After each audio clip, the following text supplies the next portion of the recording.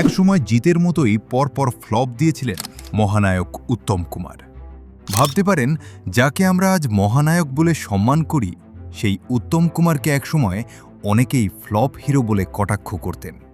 আজকের দিনে জিতকে নিয়ে যেমন বক্স অফিসে সাফল্য ব্যর্থতার আলোচনা হয়, ঠিক তেমনি একসময় উত্তম কুমারকেও ঘিরেছিল একের পর এক ব্যর্থতার গল্প। নমস্কার বন্ধুরা, আপনাদের সবাইকে স্বাগত। আজ আমরা জানব এমন এক গল্প যা প্রমাণ করে কয়েকটি ফ্লপ কোনো শিল্পীর ক্যারিয়ার শেষ করে দিতে পারে না। উত্তম কুমারের আসল নাম ছিল অরুণ কুমার চট্টোপাধ্যায়। ছোটবেলা থেকেই অভিনয়ের প্রতি তার প্রবল আগ্রহ ছিল, কিন্তু সিনেমায় সুযোগ পাওয়া মোটেও সহজ ছিল না। চাকরি করার পাশাপাশি তিনি অভিনয়ের স্বপ্নকে বাঁচিয়ে রেখেছিলেন। 1948 সালে মুক্তি পায় তার প্রথম ছবি দৃষ্টিদান, কিন্তু ছবিটি বক্স অফিসে সফল হয়নি।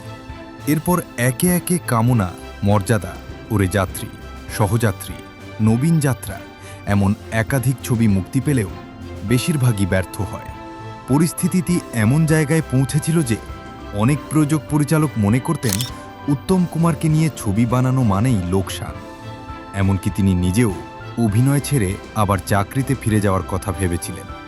পরিবারের দায়িত্ব, আর্থিক চাপ আর বারবার ব্যর্থতা তাকে ভীষণভাবে হতাশ করে তুলেছিল। এই ঘটনাটা অনেকটা বর্তমান সময়ে জিতকে নিয়ে হওয়া আলোচনার মতো। দীর্ঘ ক্যারিয়ারে অসংখ্য ব্লকবাস্টার দেওয়ার পরেও জিতেরও এমন সময় এসেছে যখন টানা কয়েকটি ছবি প্রত্যাশিত ব্যবসা করতে পারেনি। তখন অনেকেই প্রশ্ন তুলেছিলেন, তার জনপ্রিয়তা কি শেষ হয়ে যাচ্ছে? কিন্তু একজন সত্যিকারের তারকা কখনো ব্যর্থতায় হার মানেন না। জিত যেমন নতুন গল্প, নতুন পরিচালক এবং ভিন্ন ধরনের চরিত্রে নিজেকে বদলানোর চেষ্টা করেছেন, তেমনি উত্তম কুমারও নিজের অভিনয়কে আরও নিখুঁত করার জন্য নিরন্তর পরিশ্রম করেছেন। এরপর আসে 1953 সাল, মুক্তি পায় 74.5। এই ছবিতে তার বিপরীতে ছিলেন সুচিত্রা সেন, আর এই ছবি বদলে দেয় সবকিছু। দর্শক দারুণভাবে গ্রহণ করেন উত্তম সুচিত্রা জুটিকে। রাতারাতি তারা হয়ে ওঠেন বাংলা সিনেমার সবচেয়ে জনপ্রিয় জুটি। তারপর আর পেছনে ফিরে তাকাতে হয়নি। একের পর এক অগ্নিপরীক্ষা, হারানো সুর, সপ্তপদী, সাগরিকা, চাওয়া পাওয়া, সবকটি ছবিই তাকে পৌঁছে দেয় জনপ্রিয়তার এক অনন্য উচ্চতায়। শুধু রোম্যান্টিক নায়ক হিসেবেই নয়, নায়ক, চিড়িয়াখানা, অমানুষের মতো ছবিতে অভিনয় করে তিনি প্রমাণ করেন তিনি একজন অসাধারণ বহুমুখী অভিনেতা। তার সংলাপ বলার ভঙ্গি, চোখের অভিব্যক্তি, স্বাভাবিক অভিনয় সবকিছুই তাকে অন্যদের থেকে আলাদা করে তুলেছিল। তবে এই সাফল্য একদিক দিনে আসেনি। উত্তম কুমার নিজের অভিনয় নিয়ে নিয়মিত কাজ করতেন। কোথায় ভুল হচ্ছে, কিভাবে আরও ভালো করা যায়, এসব নিয়েই চলত তার নিরন্তর চেষ্টা। নতুন পরিচালক, নতুন গল্প এবং নতুন চরিত্রে অভিনয় করতেও তিনি কখনো ভয় পাননি। ব্যর্থতার সময় তার পাশে ছিলেন পরিবারের সদস্য এবং কয়েকজন ঘনিষ্ঠ বন্ধু। তাদের উৎসাহই তাকে এগিয়ে চলার শক্তি দিয়েছিল। যদি সেই সময় তিনি হাল ছেড়ে দিতেন, তাহলে হয়তো বাংলা সিনেমা তার সর্বকালের সেরা মহানায়ককে কখনো পেত না।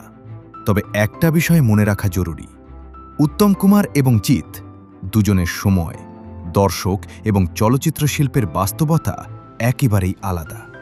উত্তম কুমারের সময়ে ওটিটি, সোশ্যাল মিডিয়া বা দক্ষিণী সিনেমার এত বড় প্রতিযোগিতা ছিল না।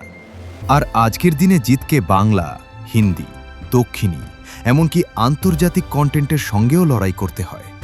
তাই তাদের সরাসরি তুলনা করা ঠিক নয়। কিন্তু একটি বড় মিল অবশ্যই আছে, দুজনেই জীবনের এমন সময় দেখেছেন যখন তাদের সিনেমা প্রত্যাশা মতো চলেনি এবং সমালোচনার মুখে পড়তে হয়েছে। আর দুজনেই সেই কঠিন সময় থেকে ফিরে আসার চেষ্টা করেছেন। এই গল্প আমাদের শেখায়, ব্যর্থতা কখনো শেষ কথা নয়। কয়েকটি ফ্লপ ছবি কোনো অভিনেতার ভবিষ্যৎ নির্ধারণ করে না। সঠিক গল্প, কঠোর পরিশ্রম, ধৈর্য এবং নিজের উপর বিশ্বাস থাকলে আবারও সাফল্যের শিখরে পৌঁছানো সম্ভব। তাই মহানায়ক উত্তম কুমারের জীবন শুধু একজন সুপারস্টারের গল্প নয়, এটি লড়াই, অধ্যবসায় এবং ঘুরে দাঁড়ানোর এক অনুপ্রেরণামূলক ইতিহাস। ভিডিওটি যদি ভালো লেগে থাকে তাহলে অবশ্যই লাইক করুন, বন্ধুদের সঙ্গে শেয়ার করুন এবং বাংলা সিনেমার এমন অজানা গল্প জানতে আমাদের চ্যানেলটি সাবস্ক্রাইব করে পাশে থাকা বেল আইকনটি চাপতে ভুলবেন না। দেখা হবে পরের ভিডিওতে। ধন্যবাদ।